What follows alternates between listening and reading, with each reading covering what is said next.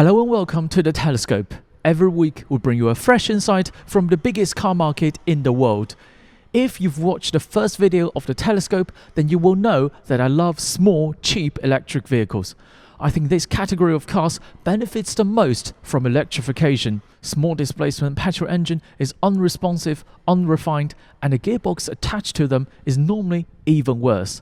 And I want to express deeper sympathy if you drive a small displacement, heavily turbocharged, rattling diesel.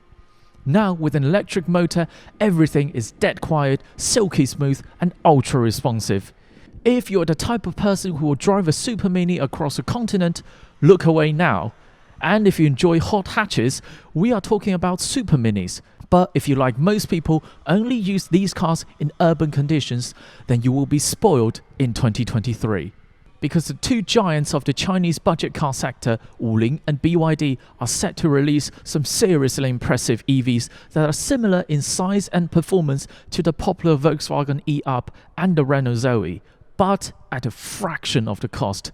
We are talking about prices around $10,000 to $15,000. These models are direct rivals to the Leapmotor T03, which we featured in our first video.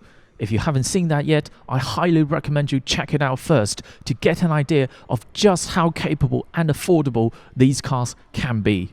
So without further ado, let's take a first look at the BYD Seagull and the Wuling Bingo.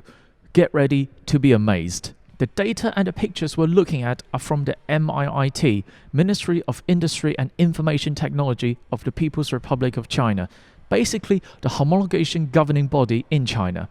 So we have size, weight, power, tire size, some exterior options, maximum speed, and image from the front three quarters and the rear. Firstly, the price. Both models are expected to be priced around $10,000 to $15,000. Looking at some of the expensive components like battery capacity and the motor, I think the BYD Seagull is going to be priced higher than the Wuling Bingo. But its top spec price has a clear ceiling. That is its bigger brother, the BYD Dolphin, which currently starts at $17,000. Secondly, the size. The Wuling Bingo at nearly 4 meters is significantly longer than the BYD Seagull. The Bingo's test car has been caught in public with minimum camouflage many times. The exterior design has been very well received. It's so good that I think it will make the new Mini, which you expect to cost at least double if not triple the price of the Bingo, in an awkward situation. The BYD Seagull, while being smaller, is still about 160mm longer than the T03 and 100mm longer in wheelbase, which should go a long way to improve the rear legroom. It won't be a Range Rover all of a sudden, but if the front passengers cooperate, there is a chance that this car could sit 4 people in relative comfort. Thirdly, performance. This is where the BYD Seagull holds a clear advantage and, in my opinion, is the better car to buy.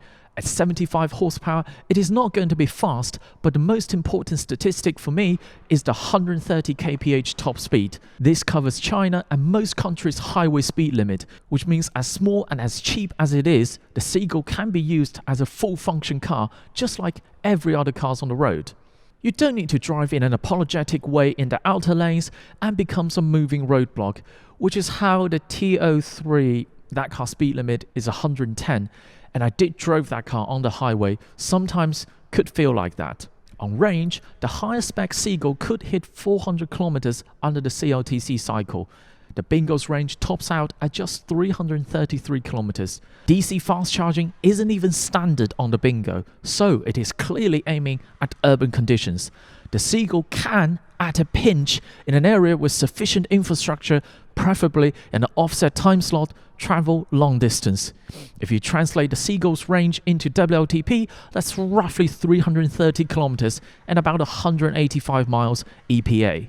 At $10,000 to $15,000, we have minimum expectations for interior, but these two cars should surprise you. The Seagull looks like the more sophisticated car of the two, and the Bingo has 2 trim levels. The higher spec version has this dual screen layout. The Wuling Bingo has a tougher looking cousin, the Baojun Yep. Baojun is a sub-brand of Wuling, positioned ever so slightly higher than the mother brand. How could you not love this car? It looks so tough and it's so small. At 3.4 meters long and just over 2.1 meters in wheelbase, it is only suitable for 2 passengers. It shares the same powertrain with the Bingo 68 horsepower motor, 303 km CLTC range, and I can see myself very happily jumping through parking spaces and just ignoring curbs in this tiny electric SUV. I want to squeeze in just one last unlikely candidate, the Jiangnan U2. As someone who previously owned a car of this category, I think this U2 actually has the best spec among the ones we just talked about. It has a much stronger 108 horsepower motor. The 75 horsepower motor in the Seagull is going to be enough, but only just.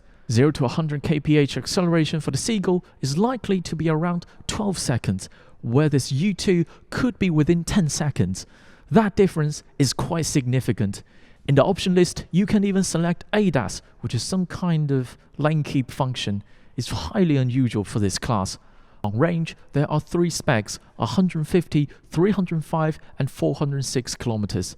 And it has already announced pricing. It starts from just $8,600 and it tops out at just $14,600.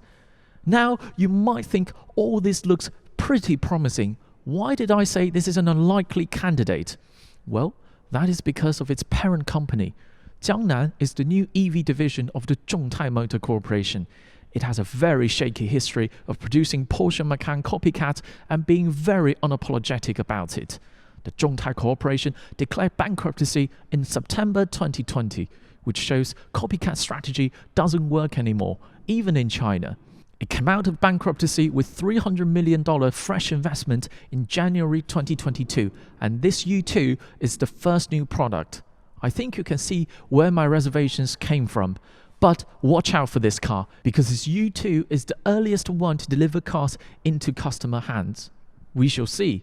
I'm actually cautiously optimistic about this car.